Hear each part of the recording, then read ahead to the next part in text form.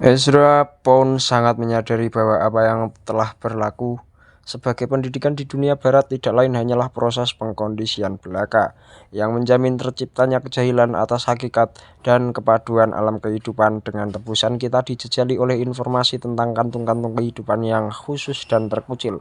Puncak kejahilan itu adalah ketika orang yang merasa tahu segalanya padahal yang terjadi kebalikannya.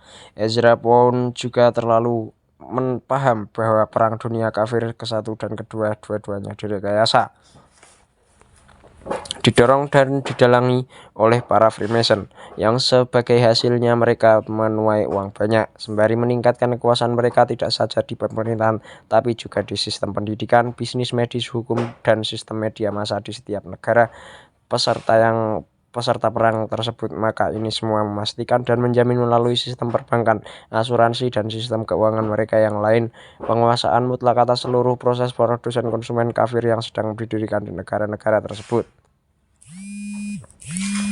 Ezra Pound cukup berani untuk menyiarkan apa yang dilihatnya sedang terjadi dari pemancar radio di Italia di tengah masa Perang Dunia Kedua. Dia cukup bodoh atau nekat hingga tidak menyadari seberapa hebat kekuasaan yang telah dipegang oleh para Freemason atas sistem-sistem. Dia berharap untuk bisa membebaskan masyarakat dengan mengingatkan mereka tentang bahaya yang siap menelan dan dengan menganjurkan cara hidup dan cara bernegara dan cara berdagang alternatif yang didasarkan pada ajaran-ajaran Konghucu atau Konfusius yang saat itu sedang diterjemahkannya. Nampaknya kala itu Ezra Pound belum menyadari bahwa satu-satunya jalan hidup alternatif yang layak atas sistem kafir, yaitu sistem Dajjal, adalah jalan hidup Nabi Muhammad SAW. Ketika tentara Amerika mencapai wilayah Italia, tempat Ezra Pound tinggal, dia langsung ditangkap. Ketika itu dia menyangka bahwa dia akan dibawa ke Amerika untuk menasihati pemerintah di sana tentang bagaimana cara terbaik untuk memungut dan menerapkan cara Konghucu ke jalan hidup bangsa Amerika. Dasar-dasar dari Konghucu itu bersegaung dengan ketetapan asli para bapak pendiri Amerika dalam hal pelarangan penerapan bunga berjenis atau berkedok apapun pada setiap hutang atau pinjaman. Perlakuan lanjutan atas Ezra Pound langsung membuktikan bahwa kesalahpahamannya teramat menyedihkan dan menampakkanlah betapa sengitnya permusuhan elit penguasa Freemason Amerika kepada usulan apapun yang bisa mengancam induk sumber pendapatan dan kekuasaan mereka, yaitu penciptaan hutang dan penerapan bunga, sehingga para penghutang tidak punya pilihan lain selain terus bekerja dalam proses produsen konsumen demi menebus hutang lama sembari dibelit hutang-hutang baru. Pengambil alihan di Amerika sudah hampir sempurna, dan maka itulah menurut elit penguasa Amerika, Ezra Pound adalah musuh masyarakat nomor 1. Begitu ditangkap, Ezra Pound dibawa ke Pisa di Italia. Di sana dia dimasukkan ke dalam bui terpisah berupa kerangkeng besi yang terletak di tengah kompleks militer. Kerangkeng itu sama sekali tidak menaunginya dari panasnya matahari, dinginnya malam angin, debu maupun hujan. Tak seorang pun diizinkan bercakap dengannya. Tak pelak bagi dia menderita sakit parah hingga harus dimasukkan ke kamar agar tetap hidup. Beberapa minggu kemudian, masih menderita akibat penjemuran dan penyakit, dia dibawa ke Amerika. Begitu tiba di Amerika, tanpa diberi kesempatan untuk pulih, dia langsung dihadapkan pada hakim dan didakwa dengan tuduhan pengkhianatan. Tuduhan yang persis ditujukan Ezra Pound kepada para Freemason, karena menurut pendapatnya Freemason telah meruntuhkan dan mengkorupsi Amerika yang pernah dicita-citakan oleh para bapak pendiri aslinya maupun oleh Ezra Pound sendiri, dan dengan teknik-teknik manipulasi kekuasaan mereka mendirikan Amerika yang ada sekarang. Ezra Pound tidak diizinkan memilih pengacaranya sendiri, sebaliknya dia diberi pengacara yang ternyata anggota Freemason. Begitu juga para hakimnya, begitu juga para pakar medis yang dipilih oleh penuntut maupun pembela. Menurut pertimbangan para Freemason, yang penting Pound tidak memberi kesaksian apalagi sampai tampil di pengadilan, karena hal itu bisa mengakibatkan pengetahuan Pound tentang pengambil alihan diketahui oleh semua yang mengikuti pengadilan dan bisa terlalu tersebar luaskan. Walaupun sebenarnya dari dulu hingga kini sistem media kafir utama di Amerika dan Eropa dikuasai oleh para Freemason. Simak saja, siapapun yang pernah mencoba mendirikan stasiun siaran sendiri di negeri kafir akan paham betapa ketatnya pengaturan yang dikendalikan para Freemason. Maka itulah pengacara PON menasihatinya bahwa taktik terbaik untuk menghindari bahaya tuduhan berkhianat, yang mana sanksinya adalah hukuman mati, adalah dengan membuat PON tidak layak diadili dengan alasan ketidakwarasan. Demi keberhasilan siasat ini, maka di pengadilan PON dilarang berbicara sepatah kata pun. PON yang sakit-sakitan karena umur dan perlakuan yang telah dideritanya akhirnya tunduk pada tekanan pengacaranya dan istrinya, hingga sepakat untuk mengikuti siasat itu. Kemudian PON tampil di muka hakim dan para juri atas dakwaan padanya. Lalu pengacaranya membuat pernyataan ketidaklayakannya PON diadili. Agar ini bisa diterima pengadilan, maka hakim pun kemudian meminta pemeriksaan kesehatan agar dilakukan oleh para pakar medis dari pihak penuntut maupun pihak pembela. Biasanya pada kasus seperti ini, para pakar medis dari kedua belah pihak akan mengajukan dan mempertahankan hasil pemeriksaan yang berbeda, karena lazimnya pendapat para pakar medis akan digunakan untuk mendukung dan menguatkan argumentasi penuntut ataupun pembela yang memilih mereka. Maka sepantasnya yang seharusnya terjadi adalah pakar medis yang dipilih penuntut akan berkesimpulan bahwa PON benar-benar waras dan layak diadili. Tetapi karena apa yang harus terjadi atas PON sudah disepakati sebelumnya di balik layar, maka tidak mengherankan bahwa ternyata pakar medis penuntut seperti juga pakar medis pembela, seluruh pengacara, dan hakim yang terlibat semuanya adalah anggota Freemason. Bukannya berusaha agar Ezra PON diadili dan tidak dibiarkan lolos dari jeratan hukum, malah sepakat sepenuhnya dengan kesimpulan pakar medis pihak pembela yang menyatakan bahwa setelah dilakukan observasi, pemeriksaan, dan pengujian kejiwaan penting yang rumit, berbelit, tapi sia-sia, PON terbukti tidak waras, jadi tidak bisa diadili oleh media massa yang dikendalikan Freemason. Keputusan ini tentu saja digambarkan sebagai salah satu contoh perlakuan yang sangat manusiawi yang bisa diterima oleh seseorang yang tidak waras, yang sebenarnya tidak bisa dituntut atas apapun yang ia katakan dan lakukan dari sistem hukum yang adil dan penuh pengertian. Sebenarnya para Freemason sedang berusaha keras agar apa yang telah dikatakan maupun dilakukan PON guna membuka kedok para Freemason tidak jadi pengetahuan umum. Begitu para pakar medis mencapai keputusan mutlak, dan begitu keputusan tersebut diperkuat dengan dikumandangkan dalam pertunjukan peradilan yang tepat, maka penjeblosan PON ke rumah sakit jiwa untuk selamanya hanya formalitas saja. Para Freemason dengan kepiawaian dan kecemerlangan memanfaatkan dan meramu sistem medis dan sistem hukumnya. Dengan gampang telah berhasil membungkam salah satu dari penentangnya yang paling fasih dan paham. Dan semua ini dilaksanakan dengan penampilan yang kelihatannya sempurna secara apa yang disebut hukum dan proses peradilan yang sepatutnya. Pementasan pantomim PON sukses besar. Para penonton puas tanpa menyadari apa yang terjadi di belakang panggung. Ezra PON mendekam 15 tahun di rumah sakit jiwa. Dia boleh menerima tamu dan tentunya ini mengundang pengikutnya yang cukup setia. Namun pandangan-pandangannya masih terpangkas dengan efektif. Dia paham bahwa bila dia berkoar lagi dan mencoba untuk menata penyebar luasan pandangan politisnya melalui para pengunjungnya atau dengan cara lainnya, dia akan langsung dihadapkan ke pengadilan lagi, dianggap waras dan diadili atas pengkhianatan. Kini tentu dia sudah sadar bahwa dia bisa dengan mudah diputuskan berkhianat lalu dihukum mati. Semudah dia diputuskan tak waras dan dianggap tak layak diadili. Mungkin dia melihat bahwa dia usia lanjutnya akan sedikit sekali yang bisa dilakukannya dengan bertindak merubah sistem hampir sendirian. Dia telah berupaya dan gagal untuk membunuh monster berkepala banyak dengan memenggal satu atau dua kepalanya. Mungkin dia belum tahu jalan menuju jantungnya. Ezra PON memutuskan untuk tetap hidup saja dan menjadi penyair kondang. Sepanjang peristiwa-peristiwa di atas, media yang dikendalikan Freemason menghujat PON dengan segala cara. Mereka mendukung kegilaan PON dengan sepenuh hati, dan dengan halusnya mereka menghembuskan keraguan pada setiap pandangan PON tentang politik, ekonomi, dan tentang cara pengendalian sistem kafir, yaitu sistem Dajjal dari dulu hingga kini. Media menampilkan PON ke khalayak sebagai seorang gila, namun berbakat menyair yang dengan cara tersendiri dan aneh dia cakap dan mampu menghibur di bidang kesusastraan.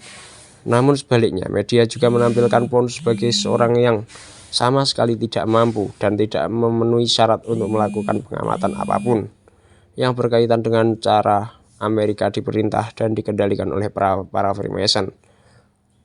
Tidak saja melalui perangkat perbankan, asuransi, dan sistem keuangan lainnya, namun juga melalui semua lembaga-lembaga dan sistem kafir yang besar, baik itu bisnis, pendidikan, media, medis, hukum, maupun pemerintahan. Segala upaya dilakukan untuk memastikan bahwa pandangan-pandangan PON dibatasi peredarannya sesempit mungkin, karena para Freemason menguasai dunia penerbitan, yang mana tidak saja memasuk sistem pendidikan dengan sebagian besar sumber pengajaran, tapi juga menjamin bahwa toko-toko buku dipenuhi oleh materi-materi cukup membius untuk ditelan oleh masyarakat. Maka hampir semua tulisan PON yang menyerang sistem kafir dengan ketetapan yang terlalu pahit untuk dibiarkan dapat ditarik dari pasar secara gemilang.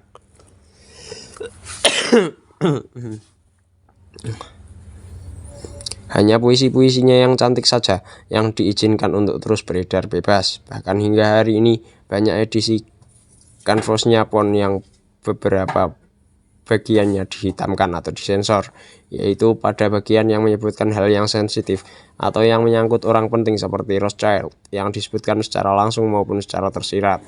Akhirnya setelah 15 tahun ketika PON sudah tak lagi menjadi ancaman bagi sistem kafir, yaitu sistem Dajjal, semata-mata karena dia sudah uzur, lapuk, dan tinggal menunggu mati, PON dilepaskan dari rumah sakit jiwa. Dia kembali ke Italia dan tak lama kemudian wafat. Jika kini Anda bertanya pada siapa saja tentang siapakah Ezra PON, maka jawaban yang paling mungkin adalah penyair kondang.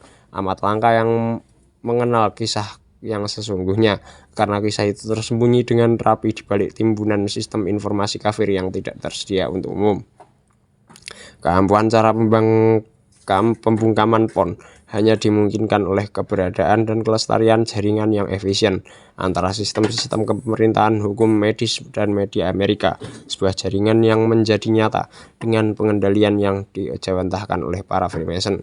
Jelas bahwa keberhasilan pentas panggung kafir guna menyamarkan hakikat zalim dari cara dan memanipulasi pengendalian yang dilakukan oleh elit Freemason yang berkuasa bergantung pada penerimaan halayak luas atas definisi-definisi kafir tentang apa yang normal dan apa yang legal. Para pakar medis kafir menetapkan apa yang normal dan apa yang abnormal. Itulah yang dianggap waras atau tak waras. Para pakar hukum kafir menetapkan apa yang legal dan apa yang ilegal. Itulah perbuatan yang dibolehkan dan yang dilarang, karena para pakar kafir memperhatikan reputasi dan anggapan orang lain. Akibatnya selalu terdapat lebih dari satu definisi mutakhir tentang apa yang normal dan apa yang legal. Karena orang yang bisa menelurkan satu atau dua gagasan yang oleh kafir disebut orisinil, maka ia dijamin akan mendapat kedudukan yang baik di hierarki pakar kafir jika si penggagas diberi publikasi yang layak dan berlimpah. Walau definisi-definisi tentang kafir tentang apa yang normal dan yang legal jauh berbeda-beda, semuanya memiliki satu ciri khas khusus yang umum, yaitu semuanya mendukung pandangan kafir atas kehidupan. Akibatnya ini berarti perbedaan-perbedaan yang nampak di antara pendapat-pendapat para pakar kafir semuanya hanya perselisihan sebatas kulit saja. Nyatanya mereka semua sepakat menolak jalan para nabi, membenarkan jalan sistem kafir, yaitu sistem Dajjal. Kufur adalah sebuah sistem. Kafirun nampak seolah satu tubuh, namun mereka berpecah-pecah satu sama lainnya. Sistem pendidikan kafir digunakan untuk menanamkan dan mengkondisikan masyarakat dengan umum dengan definisi yang telah dibingkai oleh para kafir. Media massa digunakan untuk mendukung dan melestarikan pengkondisian itu. Maka karena alasan inilah cara-cara pendidikan alternatif yang tidak mendukung cara pandang kafir pada kehidupan semuanya dicap ilegal. Sebelum sempat masyarakat pada kebanyakan negara-negara kafir tidak menyertakan anak pada proses pendidikan. Pengkondisian kafir merupakan pelanggaran kriminal. Lembaga pendidikan alternatif jika ingin selamat hanya boleh berjalan bila mengajarkan kurikulum nasional, dan mereka hampir tidak mungkin menerima bantuan dana dari pemerintah. Jikapun ada keluarga-keluarga yang lolos dari jaringan ini, maka pihak berwenang setempat punya hak dan kuasa yang luas untuk mengambil anak-anak keluarga itu dan menempatkan mereka di bawah asuhannya, agar anak-anak itu tidak lagi pengkondisiannya. Sering terjadi para orang tua yang mencoba menyelamatkan anaknya dari sistem pendidikan tidak mengetahui apa alternatif lainnya. Dengan demikian tugas yang berwenang untuk mendapatkan hak pengasuhan anak-anak itu dari pengadilan menjadi lebih mudah karena orang tuanya dianggap tidak mampu mengasuhnya. Begitu juga sistem media yang paling berpengaruh, yaitu radio dan televisi. Semuanya dimonopoli oleh sistem kafir, yaitu sistem Dajjal. Di kebanyakan negara kafir, mendirikan radio atau televisi mandiri tanpa izin merupakan pelanggaran kriminal. Yang diberi izin biasanya organisasi-organisasi tertentu yang mendukung sistem kafir, baik secara langsung maupun tidak langsung. Melalui pengendalian ketat semua sistem media masa ini, maka semua kritik tajam yang bisa timbul secara luas dapat dihindari dengan cermat. Sebaliknya, peliputan yang amat terbatas dan penggambaran yang sejelek mungkin diberikan kepada liputan pandangan-pandangan yang katanya para ekstremis itu. Toh dampak yang diharapkan adalah agar menanamkan kesan bahwa sistem kafir, yaitu sistem Dajjal, nampak lebih mapan dan jauh lebih mending daripada tawaran dunia barunya para minoritas yang marah-marah dan kekanak-kanakan itu. Tentu saja tidak semua cacat sistem kafir dapat disembunyikan dari semua orang. Karena itulah sistem media kafir menyajikan program-program yang seolah menunjukkan bahwa kekurangan-kekurangan tersebut tidak saja telah diketahui dan dikritik, tapi juga sedang dilakukan usaha-usaha memperbaikinya. Semakin kokoh sistem media di negara kafir manapun, maka semakin bebaslah khalayak untuk mengkritiknya, karena omongan mereka tidak akan bisa merubah apapun. Acara-acara aktualita diselingi dengan acara-acara impian dan khayalan yang biasanya dibumbui dengan kecabulan halus yang semakin berani, yang mensejajarkan penyajian kecabulan dan penggunaan bahasa kotor dengan kemajuan dan kebebasan berekspresi. Setelah dihenyakkan atau dilenakan oleh warta berita, selanjutnya Anda bisa digairahkan dengan acara olahraga, dihibur dengan acara musik dan drama, atau dipesona oleh acara lomba dan kuis berhadiah. Lalu tiba-tiba saja satu hari yang berharga telah terbuang begitu saja. Tujuan sistem kafir adalah untuk menjadikan kehidupan sebagai sesuatu yang hanya berlangsung dalam pikiran saja. Semua kegiatannya berlangsung di benak Anda lewat radio, televisi, atau komputer, sehingga kenyataan menjadi maya. Ini adalah semacam hipnotis. Segalanya berlangsung melalui perantara teknologi. Akibat terlalu lama dicekoki sistem media adalah pada akhirnya Anda akan menerima segalanya tanpa benar-benar melakukan apapun terhadapnya, karena Anda telah dicukupi dengan perut kenyang, ranjang hangat, dan rumah yang nyaman. Di masyarakat kafir, seseorang dibombardir dengan sedemikian banyaknya informasi oleh sistem media hingga akhirnya dia biasanya akan merasa benar-benar lumpuh jika dihadapkan dengan gagasan tentang pembahasan sistem. Walaupun orang itu memiliki pengertian yang baik tentang cara kerja sistem itu, ada banyak di masyarakat kafir masa kini yang tidak sepenuhnya berbahagia dengan bagaimana kehidupan mereka diatur, namun mereka merasa tak berdaya untuk melakukan perubahan baik pada dirinya maupun pada lingkungannya.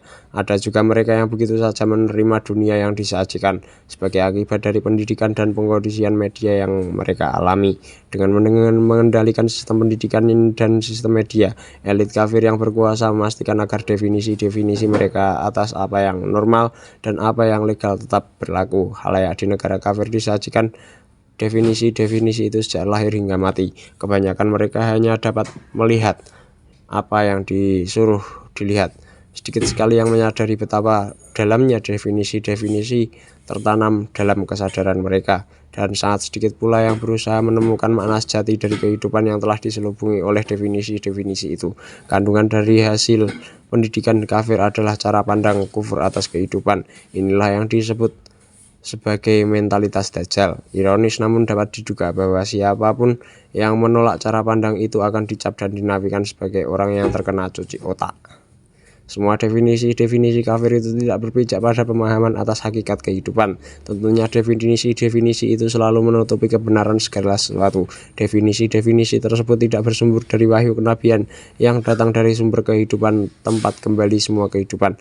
Allah sesungguhnya hanya dengan mendasarkan kehidupan kepada seseorang pada wahyu kenabian, baik dalam cara hidup kesehariannya maupun dalam pemahaman atas hakikat kehidupan itu sendiri. Dan saat ini satu-satunya wahyu kenabian yang masih utuh dan tersedia bagi para pencari ilmu hanyalah Al-Quran. barulah kita dapat menerobos jerat pengkondisian kafir yang telah menutupi ilmu sejati, yaitu ilmu tentang yang nyata, Allah Subhanahu wa Ta'ala. Agar dapat betul-betul memahami kehidupan, kita perlu dicuci hati. Satu-satunya cara untuk mendasarkan kehidupan seorang pada isi Al-Quran adalah dengan mencari masyarakat muslim yang paling mendekati teladan dan cara hidup orang-orang yang pertama mendasarkan kehidupan pada Al-Quran Sunnah, yaitu masyarakat muslim pertama di Madinatul Munawwarah yang terbentuk di sekeliling Nabi Muhammad 1400 tahun yang lalu. Allah tetapkan di Al-Quran bahwa mereka adalah masyarakat yang terbaik yang pernah hidup di muka bumi. Dan karena seluruh ciptaan itu berasal dari Allah, Dia Maha tahu apa yang ditetapkannya. Para sahabat radhiyallahu anhu menerima ilmu mengenal Allah dan bagaimana cara hidupnya. Dengan bergaul bersama Nabi Muhammad yang segala perilakunya menjelmakan kandungan Al-Quran dan setiap ucapannya mengandung hikmah, dan keberadaan beliau telah mengubah dan menerangi mereka yang berada di sekelilingnya. Begitu pula transaksi masyarakat muslim sejati di masa kini, warganya menerima pelajaran dan pemahaman melalui berkah dan pemimpin mereka, yaitu seorang hamba Allah yang dibimbingnya. Manusia semacam ini disebut wali Allah. Ia mencintai Allah dan Allah pun mencintainya. Orang ini berkumpul bersama orang-orang yang juga mencintai Allah, dan Allah pun mencintai berkumpulnya mereka. Tidak ada persaingan di antara aulia Allah. Mereka mempunyai derajat masing-masing di sisi Allah. Semakin tinggi ketakwaan seorang wali kepada Allah, semakin tinggi pula derajatnya di sisi Allah. Aulia yang tertinggi bertemu dengan dan bercakap dengan Nabi Muhammad di kegaiban, baik melalui mimpinya maupun pandangannya. Dengan demikian mereka memiliki sarana kepada transaksi Islam yang hidup, sedangkan mereka yang mengambil kepemimpinan semata-mata karena mereka telah membaca lebih banyak buku dibandingkan yang lainnya, tidak memiliki sarana itu. Islam hidup tidak dapat ditemukan di buku-buku. Islam yang hidup tersebar dari orang ke orang. Bagaimanapun penyebarannya ini hanya bisa terjadi karena muslim memiliki Al-Quran, yang artinya bacaan. Kunci untuk memahami kandungan Al-Quran adalah dengan melafalkannya, tidak terlalu pelan dan tidak terlalu keras. Secara berjamaah maupun sendirian dibaca sambil mengawasi hati sendiri. Al-Quran adalah firman Allah, bukan karangan. Al-Quran adalah satu-satunya kitab di muka bumi yang tidak tertulis oleh manusia, melainkan diwahyukan oleh Allah melalui malaikat Jibril kepada Nabi Muhammad yang tak dapat membaca maupun menulis, yang sejak saat itu diturunkan hingga kini tak berubah walaupun sehuruf saja. Allah berjanji bahwa Al-Quran akan dipelihara utuh hingga hari kiamat. Dari sudut pandang Qurani, definisi-definisi para pakar kafir terlihat belangnya gagasan-gagasan bebal, sempit, dan sembarangan yang berpijak pada tebak-tebakan tanpa kepastian. Kandungan Al-Quran dapat digunakan untuk memastikan kebenaran setiap pernyataan, karena Quran adalah sekumpulan pernyataan-pernyataan pasti tentang hakikat kehidupan yang datang apa adanya dari sumber segala kehidupan. Kini di negara-negara high technology, semakin banyak ilmuwan tulus yang diberi hidayah menemukan bahwa apapun penemuan mereka yang benar ternyata dibenarkan oleh isi Al-Quran, padahal diwahyukan lebih dari 13,5 abad yang lalu. Bahkan banyak lagi perkara di Al-Quran yang belum mereka temukan, belum lagi yang tak mungkin bisa mereka temukan karena metode mereka terlalu kasar, gegabah, dan salah kaprah. Segala ciptaan mempunyai makna, namun definisi-definisi kafir mengaburkan dan menutupi makna itu. Karena kafirun hanya bisa menebak, berarti tidak punya kepastian, maka definisi-definisi mereka harus definisi ulang selamanya. Para kafir menyembunyikan kelemahan definisi-definisi mereka. Dengan gagahnya mereka menyatakan bahwa perubahan-perubahan definisi itu adalah tanpa perkembangan dan kemajuan, dan bukan karena kelemahan dan kesalahpahaman. Salah seorang penyokong utama teori Big Bang pernah ditanya tentang apa yang ada sebelum Big Bang terjadi. Dia menjawab bahwa ada kesepakatan tak tertulis antara semua ilmuwan agar tidak mempertanyakan soal itu, apalagi untuk berusaha menjawabnya. Kebenaran yang ada di balik kesepakatan tak tertulis itu adalah mereka semua paham bahwa bila mereka mengakui kejahilannya, maka mereka akan kehilangan gelar-gelar profesionalnya, gajinya, dan reputasinya. Yang terbaik di antara mereka paham bahwa jika mereka sungguh-sungguh ingin menemukan hakikat kehidupan, mereka harus belajar meninggalkan laboratoriumnya dan mencari wali Allah, yaitu orang yang berilmu sejati. Salah satu teori utamanya di antara aneka teori tebakan dari yang katanya peradaban ini adalah teori evolusi Darwin. Kerangka pemikiran teori ini sering dipinjam kebanyakan teoriwan kafir untuk mendukung teori-teori mereka. Pada dasarnya teori Darwin digunakan untuk melanjutkan doktrin kafir yang tentang evolusi, kemajuan, dan perkembangan di segala bidang. Sebagai contoh, setiap langkah tindakan atau perkembangan pada teknologi yang secara sepintas sama saja dengan pembinasaan diri, contohnya bom atom, akan senantiasa dibenarkan dengan menyatakan bahwa hal itu berkembang dari yang sebelumnya, maka pastilah hal itu lebih baik. Bagian dari teori Darwin yang paling masyarakat adalah teori yang menyatakan bahwa manusia keturunan kera, bukan keturunan Adam. Dari Quran kita belajar bahwa yang benar adalah kebalikannya. Walau apapun yang bisa dikatakan ahli genetik kafir, seluruh umat manusia berasal dari Adam dan Hawa. Dahulu kala pernah ada orang-orang yang menolak Nabi yang diutus Allah kepada mereka. Bukannya mengikuti cara hidup nabinya, mereka malah hidup seperti binatang. Akibatnya Allah mengubah sebagian jadi kera dan sebagian lagi jadi babi. Bila Allah menghendaki suatu terjadi, Dia berfirman, jadi, maka jadilah. Allah menetapkan di Al-Quran bahwa orang yang tidak mengikuti cara hidup kenabian akan membinasakan dirinya sendiri. Bahkan pengamatan secara sepintas pada masyarakat kafir masa kini dengan gamblang membuktikan ketetapan itu. Masyarakat kafir tidak berkembang semakin baik, mereka menjadi semakin rusak dan binasa. Segala sesuatu dalam kehidupan ini adalah sasaran kelahiran dan kematian, tumbuh dan luluh. Ketika sistem kafir ini, yaitu sistem Dajjal, hancur dan akhirnya runtuh, adapun mereka yang tersisa bila ingin selamat tidak punya pilihan lain kecuali memeluk Islam jika mereka belum memeluknya. Nabi Muhammad bersabda bahwa sampai kiamat tidak ada zaman yang tidak lebih buruk dari zaman sebelumnya. Maka dunia dan segala isinya bukan semakin maju, malah semakin mundur. Dunia yang sedang mendekati akhirnya. Nabi Muhammad bersabda bahwa kita tidak seharusnya menjadi anak-anak dunia kini, namun kita harus menjadi anak-anak dunia yang akan datang, karena dunia ini meninggalkan kita dan dunia yang nanti mendatangi kita. Para kafir yang masuk definisi resmi tentang apa yang normal dan yang legal tidak mampu memberi nasihat semacam itu, semata-mata karena mereka sama sekali tak menyadari hakikat perjalanan yang mau tak mau harus ditempuh kita semua. Mereka tak tahu dari mana asal mereka dan kemana tujuan mereka, dan definisi rendahan mereka cukup mencerminkan kebebalan mereka. Pastilah kita berasal dari Allah dan pada Allah kita pasti kembali. Untuk penggunaan definisi kafir itu bukan untuk memperdalam pemahaman manusia atas hakikat kehidupan, melainkan lebih untuk memanipulasi penduduk dan mengendalikannya di dalam proses produksi konsumen. Definisi itu digunakan untuk memprogram dan mengkondisikan masyarakat agar menerima proses produksi konsumen sebagai maksud hidup manusia dan agar dijadikan sebagai alasan keberadaan manusia. Allah tetapkan di Al-Quran bahwa Dia tidak menciptakan manusia dan jin kecuali untuk beribadah padanya, sebagaimana terlihat dalam Kejadian, Lord Not Life, dan Ezra Pon. Definisi kafir itu juga memberikan perangkat yang digunakan elit penguasa Freemason untuk memusnahkan atau setidaknya pengendalian orang-orang mengenali sistem kafir, yaitu sistem Dajjal, dan orang-orang yang mungkin bila tidak dihentikan bisa mengganggu kelancaran sistem Dajjal dengan menjadikan mereka sebagai sasaran proses peradilan dan medis yang telah dikondisikan sebagai normal dan legal menurut mayoritas penduduk. Para kafir menyusun dan menyokong definisi kafir itu jelas bisa dikenali dengan gambaran kandungan Al-Quran sebagai mufsidun, artinya para koruptor.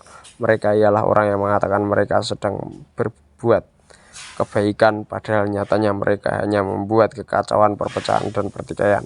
Jadi walau kata Dajjal itu tidak tertera di Al-Quran, namun perilaku Dajjal, yaitu perwujudan puncak dan terakhir dari kufur di atas kehidupan sebelum kiamat, dengan jelas dinyatakan dan diperkenalkan. Seluruh sistem kafir Nabi Muhammad bersabda bahwa kufur adalah sebuah sistem lengkap dengan jaringan sub-sistemnya yang dikendalikan oleh yang katanya para pakar adalah Dajjal sebagai gejala sosial budaya global. tata cara pelaksanaan proses produsen konsumen, dan tata cara sistem pendukung yang digunakan untuk mengendalikan dan memanipulasi masyarakat yang diperbudak sistem produsen konsumen adalah bukti nyata bahwa pengambil alihan oleh Dajjal sebagai kekuatan gaib sudah dan sedang berlaku. Kini sistem kafir, yaitu sistem Dajjal, telah menjajah hampir semua negara di dunia. Maka kedatangan si Dajjal sendiri tinggal masalah waktu saja.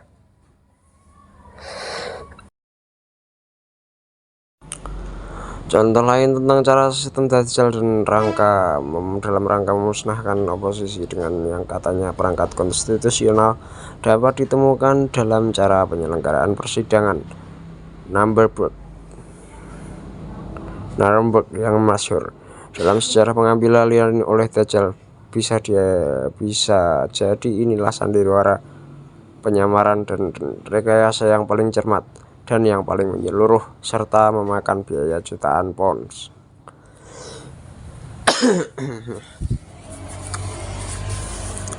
Seperti Ezra Pound, Hitler dan para pengikut setianya menyadari betul kegiatan-kegiatan para Freemason. Hitler menyulut kampanye propaganda meluas yang dirancang untuk membongkar kegiatan-kegiatan itu.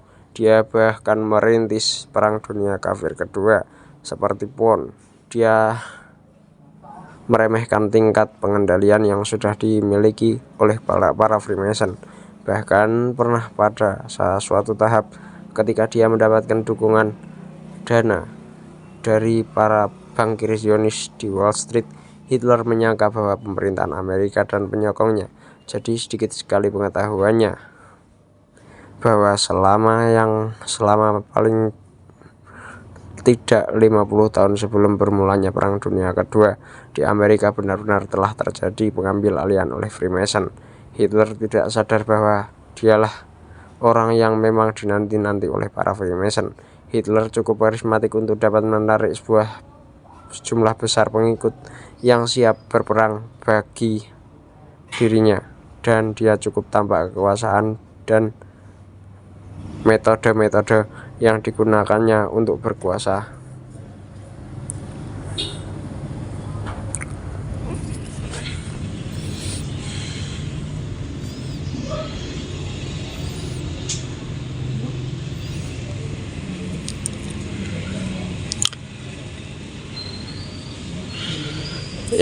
Metode yang digunakan untuk berkuasa cukup zalim. Semua ini dapat dijadikan alasan yang kuat oleh para Freemason untuk menghujat Hitler begitu perang usai.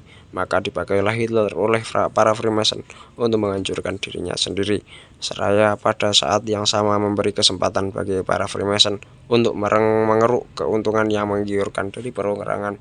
Dan situasi ini pun akhirnya bisa meningkatkan pengendalian mereka di seluruh dunia. Perang Dunia Kedua sering dijadikan alasan kuat bagi hampir semua negara untuk menimbun sebanyak mungkin peralatan perang. Maka keadaan ini memberikan begitu banyak potensi pertikaian untuk dimanfaatkan oleh Freemason. Karena begitu sebuah negara memiliki persenjataan, keadaan ini pasti akan memunculkan seorang yang ingin menggunakannya. Kemudian orang itu akan disokong oleh para Freemason. Begitu pula lawannya. Para Freemason memahami bahwa sang pemenang pertikaian itu nantinya akan membalas jasa para Freemason, biasanya berupa pembelian tambahan persenjataan, peminjaman uang yang dibungkam, atau pemberian kontrak-kontrak menguntungkan kepada perusahaan.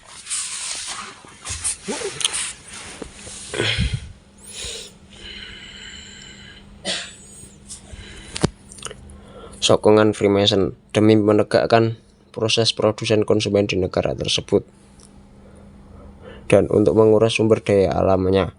Karena para Freemason menyokong kedua belah pihak yang bertikai tanpa disadari oleh keduanya, maka tak peduli pihak mana yang memenangkan pertikaian itu, para Freemason tak akan kalah.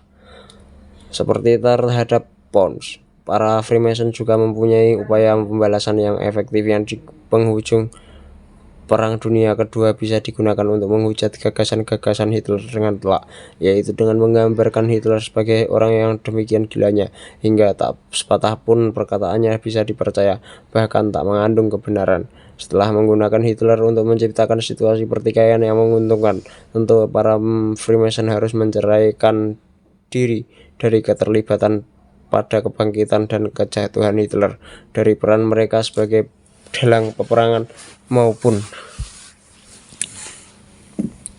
dari kebenaran-kebenaran tentang tingkah laku mereka yang terlanjur dikeluarkan oleh Hitler. Karena Hitler sendiri adalah seorang kafir, maka tugas ini jadi lebih mudah. Meskipun Hitler sadar para Freemason berusaha menguasai dunia dan berusaha mencegahnya, namun Hitler tidak punya sarana kepada satu-satunya cara hidup alternatif yang layak untuk mengganti sistem kafir, yaitu yakin kepada Allah dan yakin pada cara hidup yang diwujudkan Nabi Muhammad yang diikuti oleh masyarakat yang terbentuk di sekeliling beliau di Madinatul Munawwarah. Hitler bahkan tidak mempunyai idealisme seperti yang dimiliki Ezra Pound. Sebagaimana para Freemason, Hitler hanya mengejar kekuasaan. Rencananya, Hitler ingin mengalahkan para Freemason dengan permainannya sendiri, yaitu mengganti piramida Freemason dengan struktur piramida kekuasaannya sendiri. Hakikatnya, perang dunia kafir bukanlah perseteruan antara iman dan kafir, yaitu pertentangan antara mereka yang menerima kearifan gaya hidup kenabian dengan mereka yang menentangnya. Walaupun di antara kedua belah pihak ada saja mereka yang terseret ke dalam pertikaian itu, sehingga satu-satunya jalan untuk tetap waras adalah dengan yakin pada Allah. Contohnya, pernah ada seorang kolonel muslim dari Hyderabad, kota India, yang memutuskan untuk ikut perang membela Inggris dengan alasan bahwa jika Jerman menang, maka tentu sistem kafir, yaitu sistem Dajjal, akan dijalankan lebih efisien oleh Jerman, sehingga diperlukan waktu 2 kali lipat untuk mencapai tahap keruntuhan seperti yang sudah tercapai kini. Allah menetapkan di Al-Quran bahwa kafirun nampak seolah satu tubuh, namun sering mereka saling berpecah belah. Maka betapa dungunya Hitler ketika ia tak menyadari betapa tingginya tingkat pengendalian yang telah dijanjikan, yang telah dijalankan oleh para Freemason dunia barat, sampai-sampai ia bermimpi bisa menggantikannya sebagai penguasa dunia. Sebaliknya, para Freemason tahu bahwa mereka akan memenangkan perang, bahkan sebelum mereka mendorong Hitler untuk menyulutnya. Yang kalah adalah khalayak yang bernasib sial hingga mau disesatkan untuk ikut berperang. Salah satu tujuan utama Perang Dunia Kedua adalah untuk memperluas wilayah yang dikuasai para komunis. Yang dibalik penyamaran Perang Dunia ke-1, mereka telah merebut kekuasaan di Rusia. Inilah sebabnya mengapa perang dinyatakan pada Jerman, bukan kepada Rusia, walaupun Rusia telah menyerbu Polandia sebelum meletusnya Perang Dunia Kedua, dan bahkan ketika akhirnya Rusia menduduki seluruh Polandia dan setengah wilayah Jerman seusai Perang Dunia Kedua. Begitu perang usai, salah satu perhatian utama para Freemason adalah bagaimana bisa menghilangkan jejaknya. Tugas mereka ganda. Yang pertama adalah pentingnya menghujat pandangan Hitler atas campur tangan dan manipulasi Freemason di berbagai urusan tingkat dunia, yaitu dengan mengekang penyebarannya sesempit mungkin dan dengan menjadikan Hitler sebagai orang yang tak bisa dipercaya. Yang kedua adalah pentingnya membangun kesan yang jauh berbeda pada tindakan-tindakan yang lahir dari pandangan-pandangan Hitler. Pandangan-pandangan Hitler, terutama kritik dan kutukannya terhadap bunga, harus disajikan sebagai hayalan orang gila yang sama sekali tak berpijak pada kebenaran atau ketetapan apapun.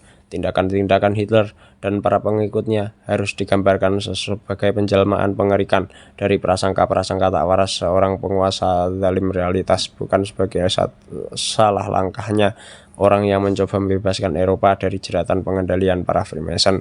Banyak pandangan Hitler yang digali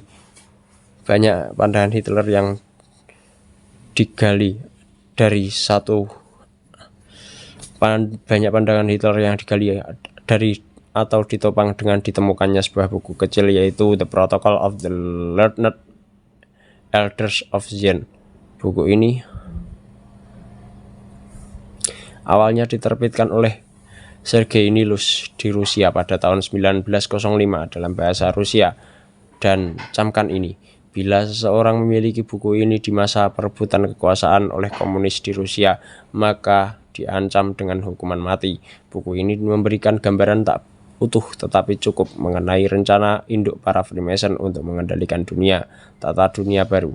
Isi buku itu menguatkan apa yang telah diamati oleh Hitler mengenai cara pengendalian para Freemason melalui apa yang dinamakan Hitler sebagai kediktatoran bursa saham dunia, monopoli bahan-bahan mentah, baca sumber daya alam, pengendalian pertanahan atau banyak kepemilikannya dan dedengkotnya, penerapan riba dalam segala bentuk. Para Freemason yang dalam tahap pengambil alihan sudah mencapai pengendalian yang hampir sempurna atas media massa di dunia barat, mengadakan kampanye penyamaran yang sangat membahana untuk menanamkan gagasan bahwa buku protokol adalah suatu pemalsuan, dan yang lebih utama menegaskan bahwa tidak ada secuil pun kebenaran pada buku itu. Maka untuk maksud ini bermunculan artikel-artikel surat kabar di setiap penerbitan utama di dunia barat termasuk dunia The Times. Jika surat kabar The Times tentunya setelah Lord Northside dipecat.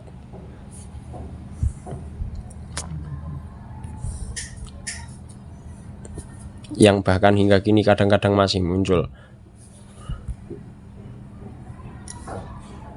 Dua cerita paling terkenal dianggap sebagai asal-usul buku The Protocols adalah pertama bisa dilacak dari dialog satir antara Machiavelli, Montesquieu di neraka yang ditunjukkan pada Napoleon III dan diterbitkan sebagai bagian novel Jerman berjudul Biaris. Asal-usul kedua buku ini konon disusun oleh para anggota polisi rahasia Rusia di Paris di tahun-tahun terakhir abad ke-19, yang mana mereka mengambil gagasannya di selebaran buatan pengacara Prancis yang bernama Maurice Joly. Kampanye penyamaran buku Protocols mencapai puncaknya ketika perkara ini dibawa ke pengadilan Swiss yang dikendalikan oleh para Freemason yang setelah menetapkan bahwa pasal-pasal Swiss Civil Code, hukum perdata Swiss, tidak berlaku pada acara kesaksian, dan hanya 1 dari 40 saksi pembela yang diizinkan untuk bersaksi, dan mengizinkan para penuntut untuk merujuk 2 juru steno pribadi yang menggantikan juru steno pengadilan untuk membuat catatan resmi atas bukti yang diberikan oleh 16 saksi penuntut, memberikan keputusan sesuai dengan yang diharapkan, yaitu memenangkan Swiss Israelitic Alliance, aliansi keisraelan Swiss, dan Israelite Congregation, jamaah Israel di Berne, tentunya juga demi keuntungan para Freemason secara keseluruhan. Pada tanggal 14 Mei 1935, setelah peradilannya berlangsung selama hampir 2 tahun, bahwa protokol adalah pemalsuan yang sengaja yang mungkin berasal usul dari kantor polisi politik Rusia di Paris untuk digunakan pemerintah Tsar untuk melawan kaum liberal Rusia. Tidak mengherankan bahwa dengan melihat sedemikian banyak penyimpangan prosedur yang terjadi, akhirnya pada 1 November 1937 Swiss Court of Criminal Appeal, pengadilan naik banding Swiss, membatalkan seluruh keputusan itu. Mungkin perlu disebutkan walau sepintas bahwa meskipun para Yahudi Khazar terus menyatakan bahwa The Protocol of the Learned Elders of Zion merupakan pemalsuan kuno yang mengerikan, yang mana peredarannya di pasar umum sudah dicegah sebisa-bisanya oleh mereka. Namun terdapat kemiripan yang kuat antara yang merupakan cita-cita awal dan usulan The Protocols dengan apa yang terjadi sejak saat itu hingga kini, seperti yang pernah ditunjukkan oleh Henry Ford, Presiden Amerika dahulu pada tahun 1921. Selama ini buku itu cocok dengan keadaan dunia, dan buku itu cocok pula dengan saat ini. Beberapa contoh kecocokannya adalah pendirian PBB di tingkat internasional, artinya pemerintah dunia sesuai dengan rencana tata dunia baru, berdirinya negara-negara polisi yang teratur ketat di tingkat nasional, penciptaan ekonomi yang impoten dengan penerapan penerapan hutang-hutang yang berbunga dan perpajakan yang melumpuhkan di tingkat masyarakat, menciptakan kekacauan dan pengumbaran kecabulan yang menyebarkan teori-teori politik dan sosial yang sesat di tengah masyarakat Goyim atau non-Yahudi melalui media massa di tingkat perorangan dan masyarakat olahraga yang terorganisir untuk menggantikan peribadatan agama dilembagakan di mana-mana. Pemalsuan adalah peniruan dari sesuatu yang asli atau penciptaan sesuatu yang diakui sebagai asli. Pemalsuan yang baik biasanya begitu mirip dengan aslinya sehingga hampir tidak ada perbedaan di antaranya, atau peniruan itu begitu tepat sehingga jadi sebenar yang aslinya, sekalipun pemalsuan itu tidak diciptakan oleh orang yang dikatakan telah menciptakannya. Dengan kata lain, suatu pemalsuan itu bisa jadi menampilkan secara benar apapun yang ditirunya atau digambarkannya, sekalipun The Protocol of the Learned of Zion merupakan pemalsuan yang belum pernah dibuktikan secara mutlak. Bisa jadi sebagian besar dari apa yang digambarkan di situ merupakan kebenaran. Apakah buku itu fakta atau fiksi? Tetap saja buku itu merupakan bacaan yang menarik. Jika memungkinkan untuk membaca protokol, maka para pembaca bisa memuaskan diri sendiri dengan mencari di mana letak kebenarannya. Seperti yang terjadi dengan tulisan-tulisan Pon, para Freemason yang mengendalikan bisnis penerbitan dan tempat penyebarannya telah menjamin bahwa sejak lama semua salinan dan terjemahan protokol telah benar-benar ditarik dari peredaran. Begitu pula halnya dengan tulisan-tulisan Alfred Rosenberg, salah seorang pengikut Hitler yang banyak menulis tentang protokol, dan di antara berbagai hal lain dia berhasil melacak bahwa revolusi Rusia bersumber pada kegiatan Freemason. Semua tulisannya telah ditarik dan dari tetapan khalayak. Selain itu, penarikan seluruh catatan pandangan-pandangan Hitler yang merusak citra para Freemason. Sesungguhnya ratusan buku yang didukung oleh sajian-sajian lain di radio dan di layar ditulis dan disiarkan untuk menyelewengkan apa yang sebenarnya dikatakan oleh Hitler. Sedikit sekali orang masa kini yang mengetahui apa yang sesungguhnya dikatakan dan diyakini oleh Hitler. Pandangan-pandangan Hitler telah tertutup oleh rentetan caci maki marah yang menghalangi orang masa kini untuk bisa secara tenang dan kritis memeriksa apa yang telah dikatakan Hitler untuk mencari kebenaran apapun yang mungkin terkandung padanya. Jika kini ada yang bertanya kepada orang-orang tentang apa yang mendorong tindakan-tindakan Hitler, kebanyakan mereka akan langsung bergidik dan langsung dengan taat menyampaikan gambaran hasil rekayasa media massa Freemason bahwa Hitler adalah penguasa yang zalim, yang berprasangka irasional kepada Yahudi tanpa alasan lain kecuali karena mereka Yahudi. Tak bisa diragukan lagi bahwa Hitler memang membenci sebagian Yahudi, namun dia punya alasan-alasan dan sebenarnya beberapa alasan tersebut dapat dimengerti. Memang tindakan-tindakan Hitler dan para pengikutnya jelas berlebihan, dan semua ini memudahkan para Freemason untuk menggambarkan bahwa tindakan mereka jauh lebih berlebihan daripada yang sebenarnya. Membesar-besarkan sesuatu yang pernah terjadi selalu lebih mudah dibanding merekayasa sesuatu yang sama sekali tak pernah terjadi. Para Freemason betul-betul memanfaatkan kenyataan tersebut untuk melukiskan Hitler dan para pengikutnya sebagai orang gila rasialis fanatik yang bercita-cita untuk memusnahkan seluruh Yahudi dan menegakkan ras Arya yang terunggul.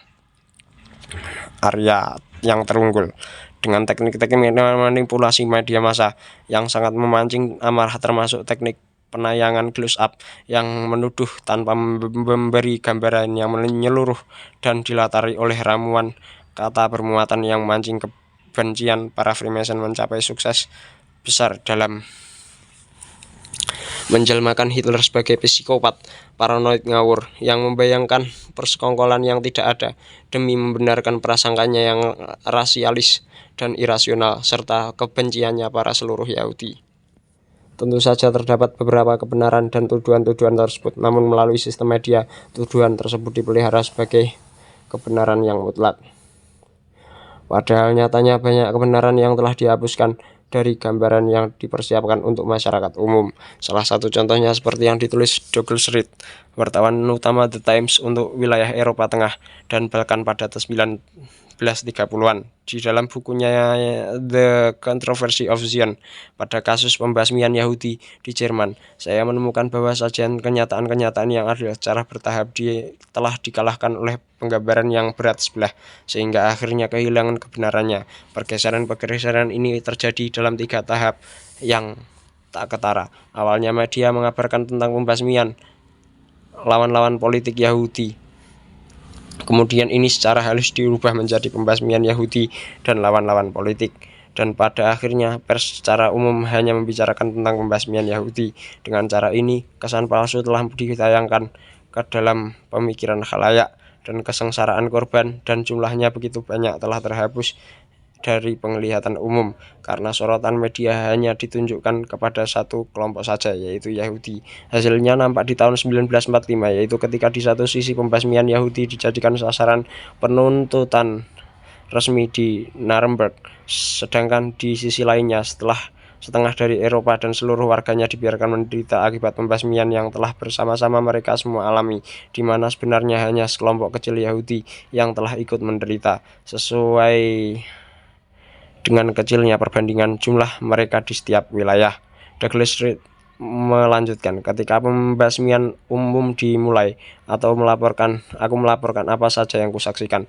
Jika saya mengetahui keberadaan kamp konsentrasi yang berisi 1.000 tawanan, aku akan melaporkan apa adanya. Jika aku mengetahui bahwa dari 1.000 tawanan itu terdapat 30 atau 50 orang Yahudi, aku akan melaporkan apa adanya. Aku menyaksikan teror yang pertama, bercakap dengan banyak korban, memeriksa cedera-cederanya, dan aku diperingati bahwa gara-gara itu aku bisa terkena amukan Gestapo, tentara rahasia Nazi. Sebilangan besar para korban, tepatnya lebih dari 90%, adalah orang Jerman dan sedikit sekali orang Yahudi, dan ini mencerminkan perbandingan jumlah penduduk di Jerman dan juga di negara-negara lain yang kemudian diduduki oleh Hitler. Namun sikap pemberitaan pers dunia secara lambat laun menghapus perkara penderitaan sejumlah besar massa, hingga yang tersisa hanya perkara penderitaan para Yahudi. Begitu juga ketika tentara Soviet yang sepengetahuan kita telah menyerbu Polandia sebelum bermulanya Perang Dunia Kedua, akhirnya menguasai Polandia dan Jerman Timur di penghujung Perang Dunia Kedua. Merekalah yang mengambil alih sebagian besar kamp konsentrasi, dan sebagaimana Hitler telah menggunakan kamp itu untuk membuang para lawan politiknya, tentara Soviet juga menggunakan untuk membuang lawan-lawan politik Stalin yang kebanyakan dihalangi untuk melarikan diri menyeberangi sungai Elbe dan pasukan sekutu. Ini merupakan suatu skenario yang sangat mengerikan yang tidak pernah disebarluaskan kepada khalayak, seperti yang ditunjukkan oleh Douglas Reed lagi. Masyarakat Barat tidak mengetahui apa-apa tentang kejadian di wilayah Jerman yang diduduki oleh Inggris dan Amerika pada masa itu, dan mungkin mereka pun tidak akan terlalu keberatan seandainya mengetahuinya, karena pada periode itu mereka masih terbius dengan propaganda perang, khususnya mengenai kamp-kamp konsentrasi Nazi. Menurut pemikiranku, mereka telah melupakan sama sekali bahwa kamp konsentrasi aslinya merupakan gagasan komunis yang ditiru oleh Hitler, dan bahwasanya dengan semakin jauh dibiarkannya tentara merah atau komunis memasuki Eropa, maka semakin kekal pula keberadaan kamp konsentrasi. Perasaan masyarakat Barat dibakar dengan film-film berita mengerikan yang menampilkan mayat-mayat kurus kering bertumpuk-tumpuk bagaikan kayu bakar di kamp-kamp konsentrasi yang ditayangkan pada jutaan layar ketika pasukan sekutu memasuki Jerman. Aku adalah salah seorang pemirsanya dan mendengar komentar-komentar di sekitarku dengan was-was. Propaganda perang adalah racun terjahat yang pernah dikenal manusia, dan aku yakin bahwa para pemirsa di tahun 1945 itu sesudah selama bertahun-tahun dihalangi dari informasi yang benar, mereka telah kehilangan segala kemampuan, bahkan mungkin telah kehilangan hasrat untuk menilai apa yang mereka saksikan. Aku kira kebanyakan dari mereka menyangka bahwa sisa-sisa manusia yang mereka tonton itu adalah para Yahudi. Karena itulah kesan yang oleh pers saben hari ditanamkan ke dalam pikiran mereka. Mereka senantiasa membaca kamar-kamar gas Nazi untuk Yahudi. kamar pembakaran mayat Nazi untuk Yahudi, dan sangat sedikit dari mereka yang di kemudian hari peduli untuk membaca kisah-kisah penghuni kem-kem itu dan menemukan siapakah para korban yang sebenarnya. Sebagai contoh, seorang wanita Jerman namanya Frau Margaret Babers Neumann yang pernah ditahan selama 5 tahun di kamp Ravensbrück mengatakan bahwa korban pertama adalah orang yang sakit atau cacat, kemudian mereka yang tak mampu bekerja, dan korban berikutnya adalah kelompok ras rendahan, yaitu diawali orang Polandia, kemudian orang Ceko, Bulgaria, Hungaria, dan lain-lain. Dengan demikian, tumpukan mayat-mayat itu hanya menerima sejuil belas kasih sejati, setara dengan yang diterima oleh mereka yang hidup dan dihalau masuk kembali ke daerah kem-kem konsentrasi oleh para pasukan sekutu. Dan ini semua itu hanya menjadi daya tarik sejarah yang disinggung oleh buku sejenis itu untuk menunjukkan bahwa kem-kem konsentrasi Nazi pada saat pasukan sekutu memasuki Jerman sebagian besar dikendalikan oleh komunis, dan bahwa para penyiksaan termasuk para Yahudi dan setiap anti-komunis merupakan syarat yang lebih pasti untuk menjebloskan orang ke kamar gas dibanding sikap anti-militer. Douglas Reed menyimpulkan para komunis yang menguasai kem-kem itu menyiksa dan membunuh para korban. Jikapun ada perbedaan antara mereka dengan para sipir Gestapo adalah bahwa para komunis lebih kejam karena mereka telah mengkhianati dan membunuh orang-orang yang seharusnya menjadi teman seperjuangan dalam menghadapi musuh yang sama, Jerman. Karena para Yahudi Timur secara khusus mengambil peran yang besar dalam komunisme, maka logislah bila para Yahudi dianggap sebagai orang yang terlibat dalam perbuatan-perbuatan itu. Ini tidak mengherankan karena Yahudi pun seperti manusia biasa. Ada yang baik, ada yang buruk, ada yang kejam, dan ada yang manusiawi. Tapi keterlibatan Yahudi ini disembunyikan dari masyarakat umum yang hanya menerima gambaran bahwa kem-kem penyiksaan itu hampir seluruh penghuninya Yahudi yang disiksa oleh para jagal Nazi yang bejat. Sebenarnya para Yahudi hanya merupakan sebagian kecil dari penghuni kem-kem itu. Pada 3 tahun terakhir peperangan, kebanyakan jagal-jagalnya adalah para komunis, dan di antara para jagal itu ada orang-orang Yahudi. Kampanye media untuk menghujat Hitler dirancang untuk meyakinkan masyarakat Barat dan Timur bahwa tak ada secuil pun kebenaran dalam pernyataan-pernyataan Hitler tentang kegiatan-kegiatan para Freemason, dan bahwa semua tindakan yang diprakarsai Hitler untuk mengakhiri keadaan-keadaan yang dengan seenaknya dan segilanya dikhayalkan oleh Hitler semuanya adalah tindakan-tindakan kriminal yang harus dijatuhi hukuman. Mencapai puncaknya pada persidangan Nuremberg yang menghebohkan itu, salah satu sandiwara pengadilan yang paling cermat rancangannya dalam sejarah.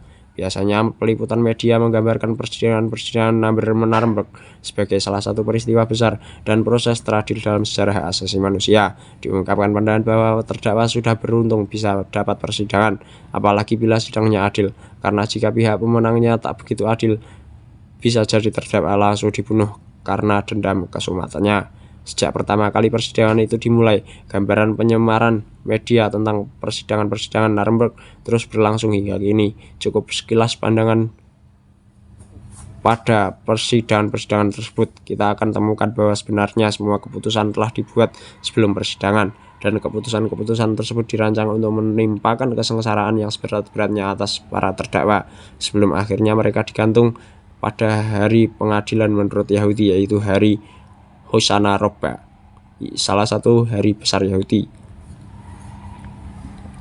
Bagi mereka yang peduli untuk melihat kebalik gambaran media yang hambar tentang para kriminal pengecut yang dihadapkan para peradilan oleh Sang Adil, maka catatan-catatan persidangan Nuremberg memberikan contoh yang jelas tentang sejauh mana sistem hukum dan sistem medis kafir bisa digunakan untuk memusnahkan pihak penentang. Berbeda halnya dengan PON, yang pendapat-pendapat politiknya hampir tidak mendapat penyebaran maupun peliputan apapun oleh sistem media kafir. Mesin propaganda Jerman telah menyiarkan pandangan-pandangan Hitler dengan luasnya, sehingga mustahil untuk pura-pura dianggap tak ada. Mengingat pandangan-pandangan PON telah dibendung dengan membungkamnya, maka pandangan-pandangan Hitler harus dilumpuhkan dan dibuat konyol dengan memutarbalikkannya dan melebih-lebihkannya hingga tak bisa dipercaya. Ini hanya bisa dicapai dengan menampilkan Hitler dan para pengikut setianya sebagai psikopat bengis tak berperi kemanusiaan yang dibutakan oleh kebebalan dan kebencian rasial yang telah memikat dan meneror rakyat Jerman, tidak saja untuk usaha membasmi semua Yahudi di Eropa, tetapi juga untuk ikut perang pembasmian ras yang sebetulnya tidak mereka kehendaki. Salah satu alat yang digunakan untuk menciptakan kesan ini adalah persidangan-persidangan Nuremberg atas nama hukum internasional, yang sebaliknya dikenal sebagai permainan kebijakan dan keadilan internasional. Ucapan dan tindakan Hitler dan para pengikutnya diselewengkan dan dikarang sekehendaknya demi mencapai gambaran yang diinginkan, yang kemudian disebarluaskan oleh sistem media kafir yang dikendalikan Freemason. Tidak boleh tidak, terdakwa harus bisa dianggap layak disidangkan, walaupun setelahnya mereka disajikan ke dunia sebagai makhluk sakit jiwa yang hampir-hampir tidak bisa lagi dianggap sebagai manusia. Jelaslah bila salah seorang dari mereka berhasil berdalih bahwa mereka tidak layak disidang, maka susutlah tenaga dan kekuatan pengaruh gambaran yang akan disajikan kepada halayak. Karena itulah para pakar medis Freemason yang tepat dipilih untuk mengesahkan bahwa terdakwa cukup waras untuk disidang, dan tak aneh jika kesepakatan semacam ini yang dicapai oleh semua pakar medis tersebut. Salah satu-satunya cara untuk menghindari sidang adalah dengan bunuh diri. Hanya sedikit sekali terdakwa yang berani mengambil langkah ini. Seperti halnya Ezra Pound, dalam rangka melembutkan para terdakwa guna menghadapi proses peradilan, sekalipun tidak dijemur di luar, mereka dibui di kurungan kucil dan dalam keadaan yang sangat buruk.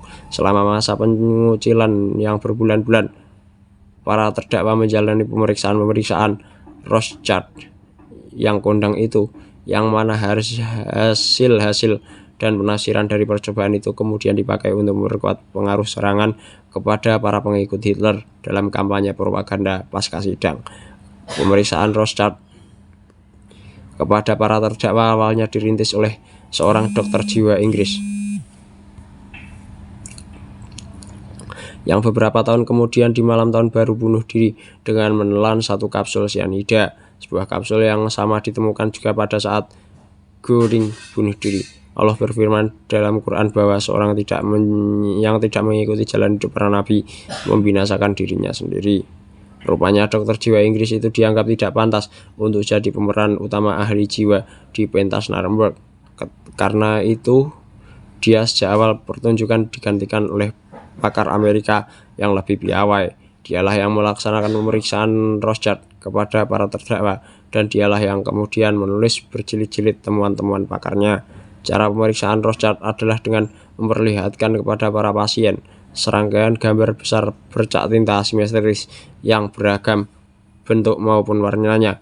Si pasien memberikan reaksi lisan atas setiap gambar bercak yang diperlihatkan kepadanya dengan menyebutkan apa yang dilihatnya. Dokter yang katanya pakar itu kemudian menafsirkan reaksi-reaksi si pasien dengan pengertian bahwa apa yang telah dilihat si pasien dari gambar bercak itu sesungguhnya merupakan cerminan kesadaran si pasien. Tapi tak aneh jika ditemukan bahwa reaksi-reaksi para terdakwa kepada pemeriksaan Rorschach ditafsirkan dengan sedemikian rupa untuk dijadikan pengesahan medis atas citra umum yang sedang dibangun, bahwa para Nazi adalah manusia binatang psikopat yang berbahaya. Anggapan pokok yang menjadi alasan pemeriksaan itu, bahwa pemeriksaan Rorschach merupakan perangkat yang sah untuk mengukur apa yang normal dan apa yang abnormal, apa yang waras dan apa yang tak waras, adalah anggapan yang sesat. Bukan saja karena seperti yang telah kita lihat bahwa asas-asas kafir tentang apa yang normal dan apa yang waras itu tidak sesuai dengan hakikat kehidupan, bahkan menutupi hakikat kehidupan, tapi juga metode yang digunakannya salah. Apa yang tidak disinggung dalam cara pemeriksaan Rorschach adalah keadaan psikologis sang pemeriksa. Toh andaikan ada sedikit kebenaran dalam anggapan bahwa si pasien akan melihat cerminan dirinya di dalam bercak tinta yang dihadapkan kepadanya, maka begitu pula bagi si pakar medis yang melaksanakan pemeriksaannya. Ini mau tak mau berarti bahwa reaksi si pakar medis terhadap jawaban si pasien atas pemeriksaan Rorschach-nya menjadi reaksi Rorschach yang kedua, sehingga penafsiran si pakar medis atas reaksi si pasien sebenarnya merupakan penafsiran si pakar medis atas dirinya sendiri. Dengan kata lain, penafsiran para pakar medis atau reaksi para terdakwa dalam persidangan Nuremberg adalah cerminan dari hakikat diri para pakar medis itu sendiri, sebagaimana reaksi para terdakwa atas bercak tinta itu merupakan cerminan dari hakikat diri mereka.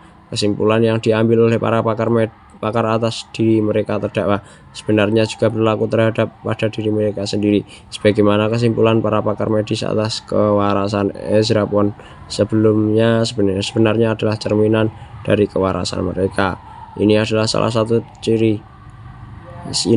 satu sisi dari keutuhan hakikat kehidupan yang tidak disadari oleh pakar kafir, bahwa ada pasien yang mencerminkan hakikat diri pada dokter yang melayaninya, sebagaimana para terdakwa mencerminkan hakikat diri pada para hakim yang menghadapinya.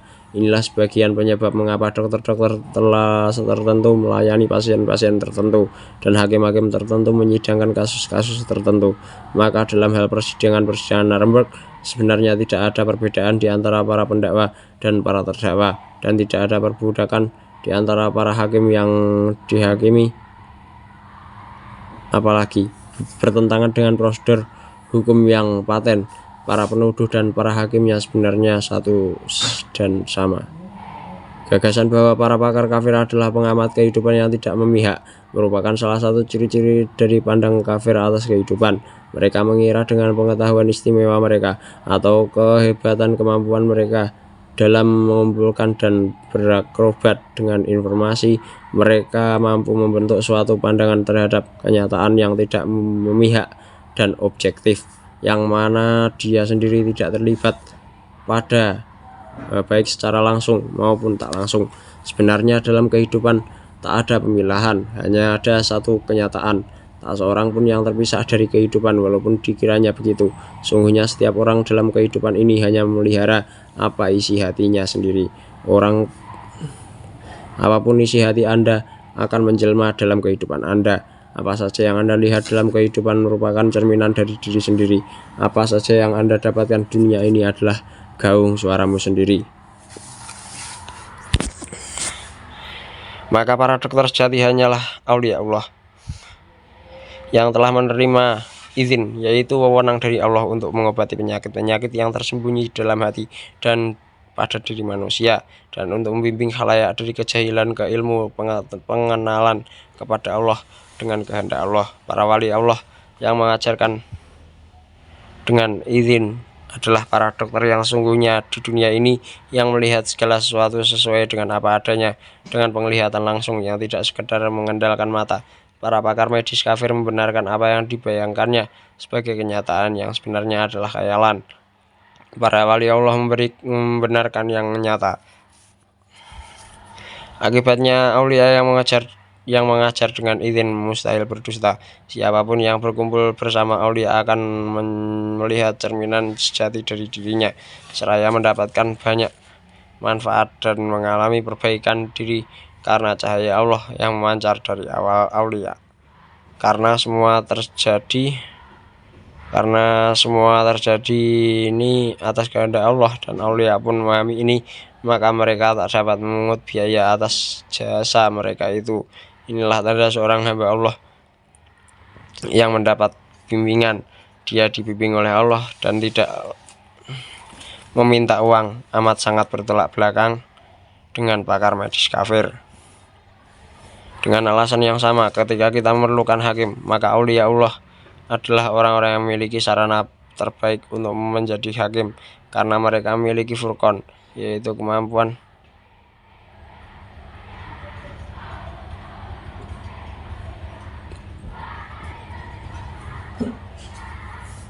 karena mereka adalah orang yang paling mengenal Allah, maka mereka pula yang paling mengenal segala sesuatu yang berasal dari Allah, dan dengan demikian mereka lah yang paling pantas untuk memutuskan segala perkara. Karena hati-hati mereka telah disucikan, maka mereka melihat dengan penglihatan yang bening. Karena mereka sangat bertakwa kepada Allah, maka mustahil mereka didorong oleh kepentingan atau kerakusan pribadi, karena mereka tahu bahwa hal itu akan menyeret mereka pada api neraka. Bahkan karena diri mereka telah sirna dalam Allah, maka mereka tidak punya kepentingan pribadi, atau mereka lebih melihat seluruh kehidupan ini sebagai dirinya, sehingga mustahil ada kerakusan pribadi.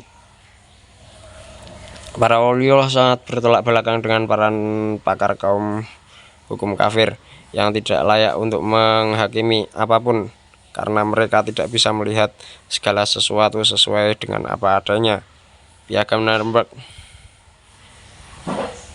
atau ADART Nuremberg yang dirumuskan terutama oleh para pakar hukum Amerika dan Inggris yang menentukan bagaimana tata cara pelaksanaan peradilan Nuremberg disusun dengan sedemikian rupa sehingga menjamin agar hasil akhir yang diinginkan tercapai dengan mudah.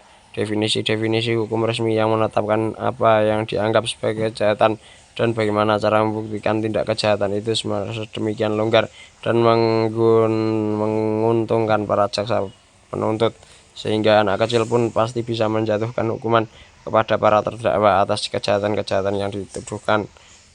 Perlu ditegaskan bahwa para terdakwa tidak disidang sesuai dengan undang-undang atau peraturan hukum yang sudah berlaku pada saat itu, karena cara ini pasti menyebabkan upaya untuk memvonis mereka menjadi jauh lebih sulit, lebih lama, dan lebih banyak memakan biaya. Sebagai gantinya, para pakar hukum Freemason telah menciptakan sistem hukum khusus untuk sidang-sidang Nuremberg semata, dengan peraturan-peraturan khusus untuk prosedur persidangan dan mengajukan bukti-bukti, juga dengan definisi-definisi kejahatan khusus untuk dituduhkan kepada para terdakwa seandainya para tertuduh diberi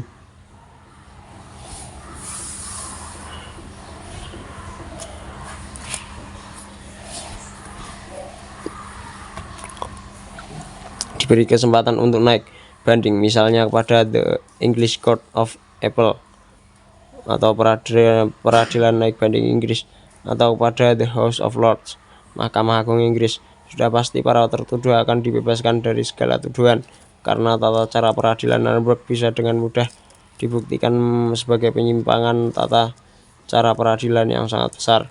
Untuk menghindari kemungkinan ini, maka dibuatlah sebuah sistem hukum terpisah tanpa hak naik banding yang khususnya berlaku pada proses peradilan Nuremberg. Ada 4 kejahatan utama yang dituduhkan atas para terdakwa. Definisi-definisi kejahatan tersebut demikian luas dan kabur sehingga hampir semua tindakan perang yang tak terelakkan dilakukan oleh semua pihak yang berperang, karena begitulah sifat perang. Bisa dengan mudah dicakup oleh definisi-definisi tersebut kapan saja dianggap memudahkan atau diperlukan. 4 kejahatan utama itu adalah kejahatan terhadap kemanusiaan, kejahatan perang, kejahatan terhadap perdamaian, dan persekongkolan untuk melakukan kejahatan-kejahatan tersebut. Perlu ditegaskan bahwa karena para Freemason lah yang merekayasa perang ini, maka mereka sama bersalahnya dengan para terdakwa, bahkan mungkin lebih. Piagam Nuremberg juga menetapkan bahwa menjadi anggota organisasi kriminal adalah kejahatan. Piagam ini telah mendefinisikan bahwa badan-badan pemerintahan, administrasi, angkatan bersenjata,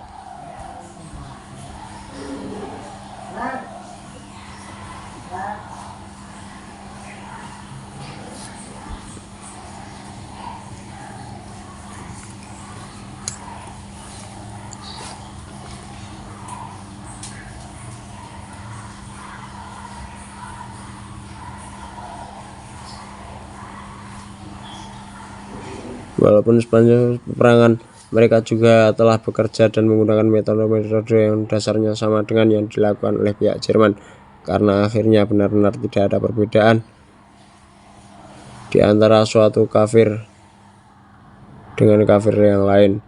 Apakah mereka berbahasa Inggris, Amerika, Rusia, atau Jerman. Keanggotaan seorang dalam salah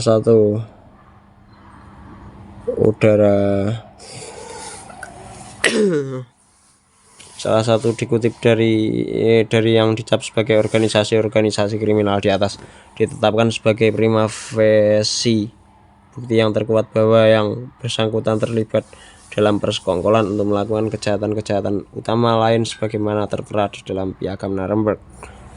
Karena semua terdakwa dan bahkan lebih dari setengah penduduk Jerman adalah anggota dari setidaknya suatu dari badan-badan yang telah dicap sebagai organisasi kriminal, maka secara otomatis mereka semua dituduh terlibat dalam persekongkolan untuk melakukan kejahatan yang sama.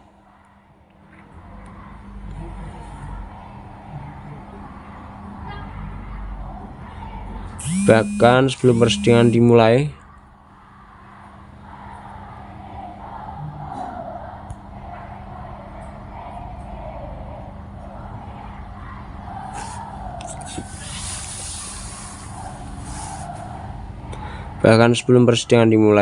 ketika persidangan dimulai yang perlu ditampilkan untuk memvonis seseorang atas tuduhan persekongkolan cukup dengan menunjukkan bahwa si terdakwa adalah anggota dari salah satu organisasi yang dicap sebagai organisasi kriminal. Sesungguhnya para Freemason menuduh para pemimpin Jerman atas persekongkolan yang mereka sendiri terlibat di dalamnya. Dan fakta inilah yang gagal dibongkar dan dihancurkan oleh Hitler. Dengan gagahnya, para Freemason telah membalikkan fakta dengan harapan untuk membuat tabir yang secara efektif menutupi dan mengaburkan kegiatan mereka yang sebenarnya. Rupanya harapan para Freemason terpenuhi karena sampai saat buku ini ditulis, tiupan angin belum menyingkapkan tabir mereka. Demi kepentingan persidangan,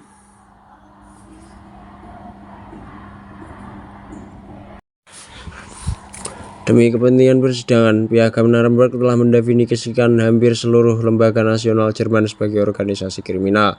Dengan demikian, ini tidak saja menjamin bahwa para terdakwa akan secara otomatis divonis dengan tuduhan persekongkolan, dan secara efektif memungkinkan para Freemason untuk menuduh siapa saja yang mereka inginkan. Juga hal ini secara tidak langsung menjamin bahwa hanya ada sangat sedikit saksi untuk pihak pembela. Sementara perangkat-perangkat hukum dipersiapkan menjalani persidangan, sejumlah besar selebaran disebarkan di tengah-tengah masyarakat Jerman. Selebaran ini meminta agar anggota-anggota organisasi kriminal menyerahkan diri dan meminta agar para calon saksi datang dan menyatakan dirinya. Maka para anggotanya organisasi kriminal yang telah menyerahkan dirinya itu dapat dianut jika pihak penuntut merasa malu, dan semua ini berlangsung tanpa kerepotan dan biaya untuk memburu mereka. Biasanya calon saksi yang begitu dungunya sehingga mengajukan diri akan langsung ditangkap dan dituntut atas dasar keanggotaan pada salah satu organisasi kriminal yang dikenai tuduhan persekongkolan untuk melakukan kejahatan utama yang lain. Akan tetapi bila yang bersangkutan bersedia menjadi saksi penuntut bukan sebagai saksi pembela, maka dengan mudah dapat diatur agar tuntutan atas dirinya dibatalkan. Apabila cara ini tidak berhasil menyingkirkan calon saksi pembela, maka biasanya ia berhasil dicegah dan dikejutkan dengan disiksa habis-habisan. Sebagaimana nasib para terdakwa, segelintir saksi pembela yang selamat dari proses penyaringan ini akan dimasukkan dalam bui terkucil untuk melemahkan dan melumpuhkan moral mereka, sehingga tidak ada perbedaan yang ketara antara para terdakwa dengan segelintir saksi pembela yang mampu memberi kesaksian di sidang. Ketika masa persidangan berlangsung, manfaat mereka sebagai saksi dan kekuatan persaksian mereka telah terkikis dan dilemahkan dengan efektif akibat cara perlakuan yang ditimpakan kepada mereka, sehingga satu-satunya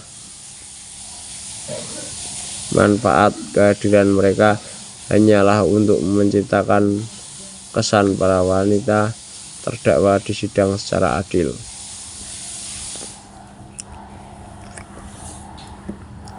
Teknik merayu agar rela menyerahkan dirinya dan membujuk mereka untuk menuduh rekan-rekannya demi keselamatan diri sendiri benar-benar mengingatkan kita kepada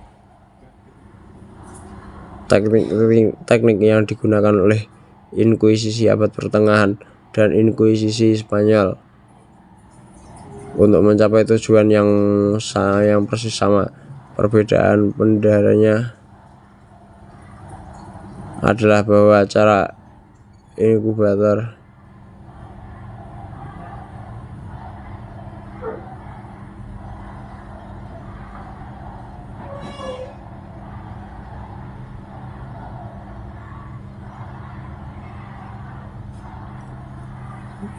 Perbedaan utamanya adalah bahwa para inkuisitor atau penyidik memburu orang Yahudi, Kristen, Unitarian, dan Muslim, sementara penuntut Nuremberg memburu sesama kafirun.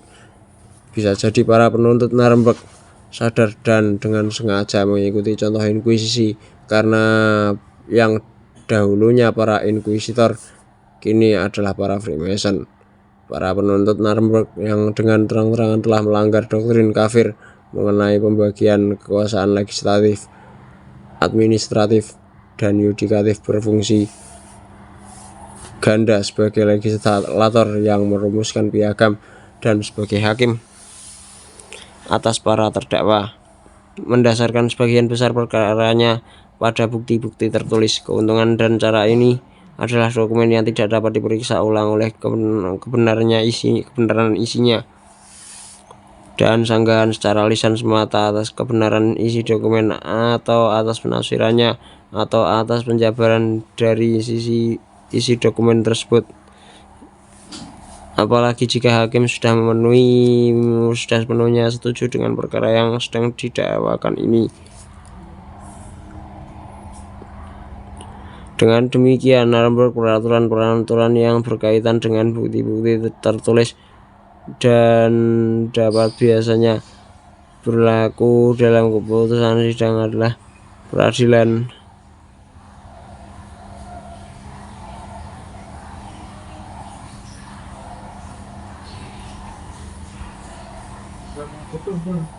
Bahkan secara terang-terangan para jaksa penuntut berdalih bahwa karena tindakan-tindakan terdakwa telah melanggar hukum internasional, dengan demikian mereka tidak pantas untuk mendapatkan perlindungan dari hukum internasional itu, apalagi untuk diadili secara hukum internasional. Pada dasarnya para jaksa menuntut diperbolehkan mengajukan dan menambah buku tertulis apapun yang pernah ada